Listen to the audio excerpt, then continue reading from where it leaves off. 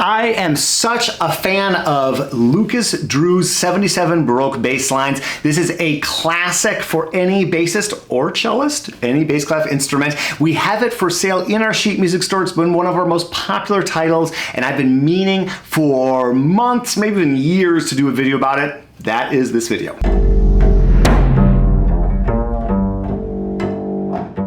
I'm going to play through these bass lines, offer some thoughts on why these are cool and how I like to work with them, and you can pick up your own copy in our sheet music store in the description below.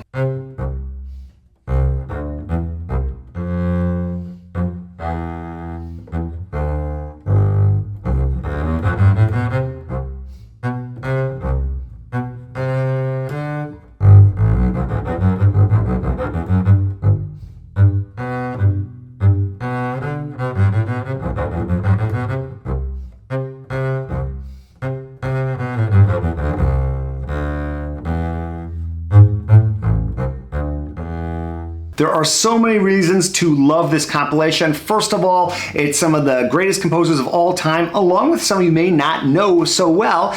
And Baroque bass lines are just a great way to understand the structure of music, to understand bass lines, which you can apply into other styles of music, including jazz, really interesting lessons on voice leading. They're also a great way to work on style and phrasing and direction, and there's generally not very much information included in Baroque music. Lucas Drew edited these, and of course there are some dynamics and crescendos, but not as many as you might find in more modern music. So you're really open to interpretation. Also, note lengths, what to stress, what not to stress. I am not a Baroque specialist. That is probably obvious, although I do have a Baroque bow, and we'll use that occasionally. I am playing my main bow right now just because I have a gig in my main bow tomorrow and I want to be comfortable on that, but you really do get a different sound with a bow like this. And to show you, I'll start this second bass line, this wonderful Vivaldi bass line,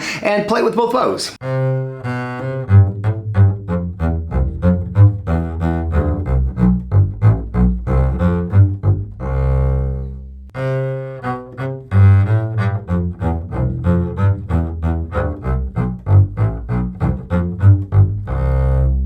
Interesting, and it handles quite differently than my modern bow.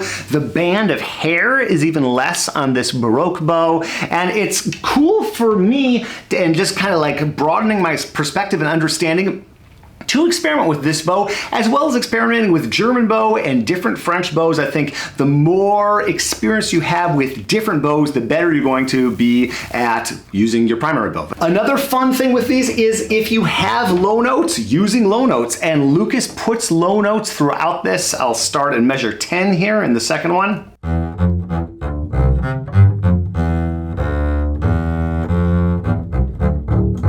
And so that's a lot of fun. It also adds some great sympathetic vibration to the bass. So if you're playing in a flat key, I could maybe close E flat or D flat or open up C, or I even have a low B, which is very fun.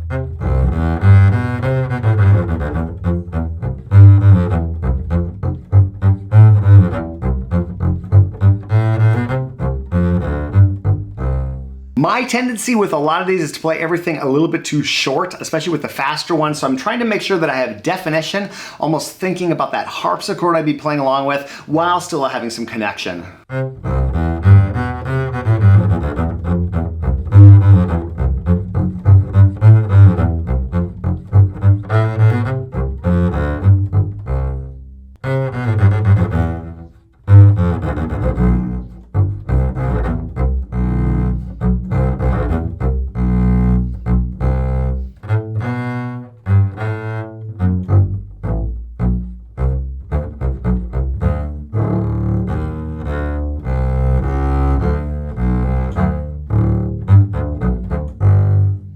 Then you have bow direction. What are you going to do? Are you going to hook? Are you going to not hook? And watching some Baroque performers that you like is a great way to understand how the bow can be used. Also, picking up a bow like this is also interesting because the tip has a different level of power that you don't really find in the modern bow. I also love the different styles you explore. So we got this jig here for number 5.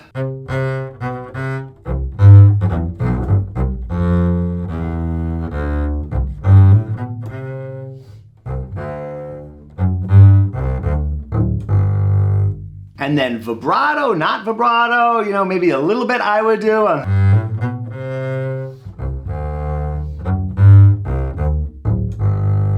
maybe none, and maybe a more airy sound.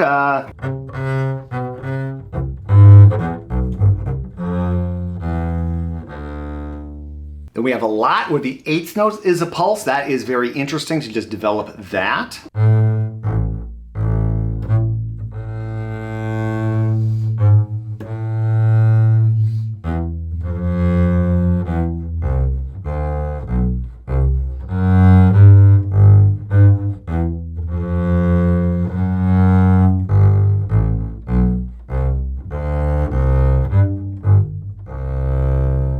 Just see where the direction goes, especially on these long notes. I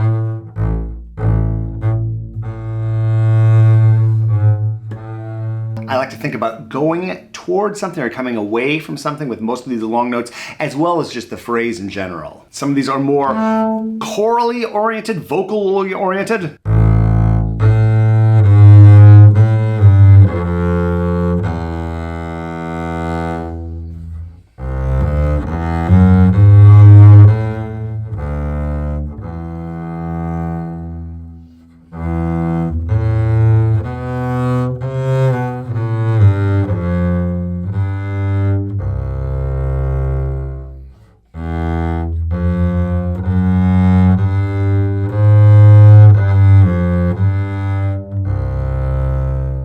These are also great exercises for thinking about fingering, and I've done a whole video on choosing good fingerings and the rules of fingerings. Other Baroque forms like the Baroque.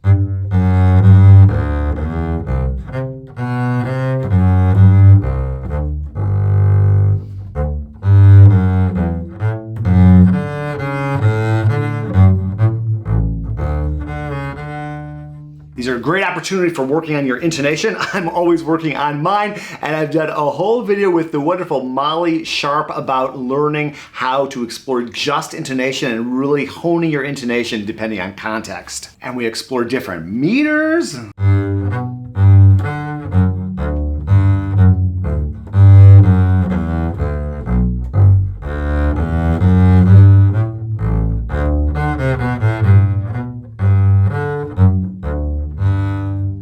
Even exploring maybe changing the bowing up so that you're down bow on the downbeat. That makes sense depending on context and what you're going for.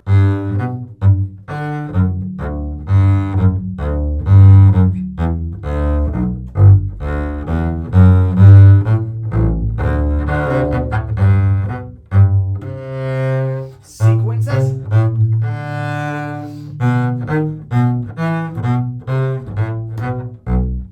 It's one of the wonderful things about Baroque music, just having these cool shapes and sequences, and again, so many lessons that you can apply to other styles of music. And of course, you can practice these pizzicato and get so much benefit too.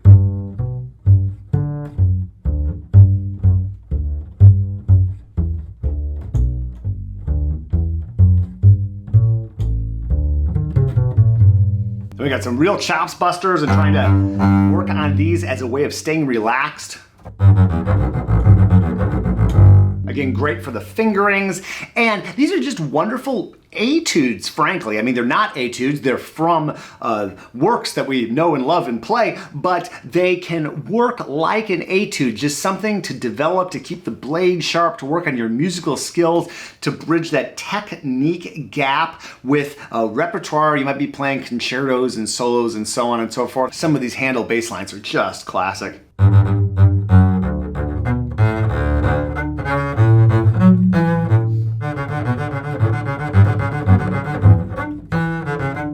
I mean, that could be something that you work on for a long, extended period of time, and just such a great example of sequencing.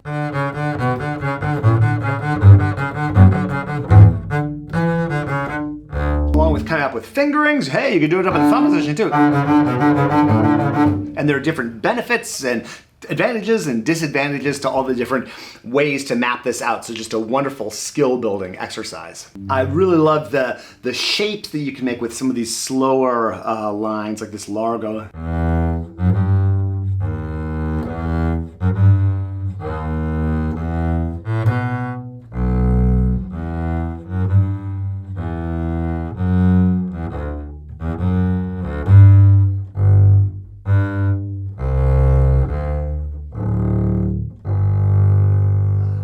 so fun and satisfying, and just a great exercise of mapping out your musicality and what to bring out, which chord change. So many good skills to develop, and it's just loads of fun. It's also a great way to explore time signatures you might not be so comfortable with, to practice your reading, and we could all stand to practice our reading. I know I could.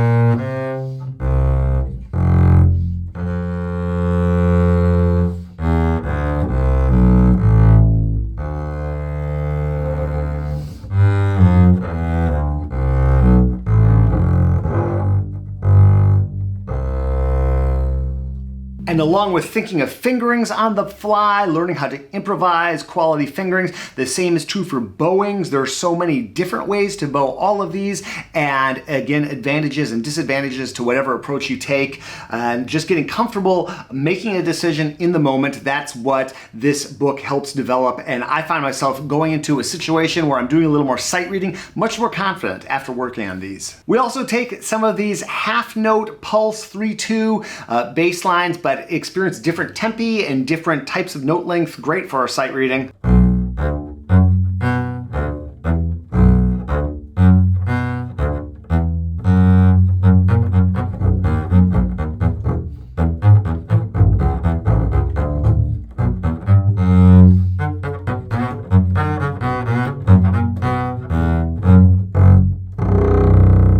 I just can't resist throwing a few low Bs in some of these when I can. That's a look at not even half of these. There are 77 of them, and I love picking one a day and using it in my technique routine to build my sight reading, develop my musical skills. And if you want to learn more about that, check out this video we've got linked up. We'll see you there.